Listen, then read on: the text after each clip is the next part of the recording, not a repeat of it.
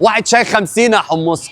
بقول لك يا صاحبي، حبيبي امرني. تعرف حد هنا اسمه سامع عادل؟ سامع عادل ده حبيب قلبي وبونش. طب بقول لك ايه يا اسطى، سارق مني 200,000 جنيه، كان شغال معايا وسرقهم مني من الخزنه، تعرف توصلني ليه يا اسطى؟ الله، سموحه سرق منك 200,000 جنيه؟ 200,000 جنيه ابن المفتريه. يا ابن اللعيبه سموحه. هو إيه اللي يا ابن اللعيبه يا عم انت؟ لك وان تتخيل انا وهو كنا كده كتف في كتف في السرقه، جه في يوم قال لي احمد انا اتوب الى الله، خلاني انا تبت وهو سرق ابن اللعيبه. يعني انتوا صحاب يا اسطى؟ اصحاب في السرقه صح. طب تعرف توصلني ليه؟ والله العظيم فرحتني يا عم. فرحتك؟ وفين استنى بقى اما بارك له. بارك له على ايه يا عم؟ انت مسروق انا بقول لك.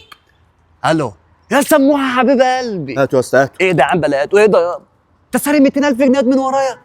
الف مبروك يا عم. الف مبروك. ايه ده يا عم؟ انت فين دلوقتي؟ هربان على اسكندريه؟ الله بس حلوه، صدق اسكندريه حلوه يا بالكده. عم هاتوا انت ابو يا عم اسكندريه ايه انت. ده يابا؟ ايه ده يا عم؟ الله خلاص انا جاي لك. لا ده الراجل الضغوف اللي انت سرقته. غف ايه يا عم انت؟ إيه؟ ممكن يجيب لنا الحكومه سلام انت دلوقتي.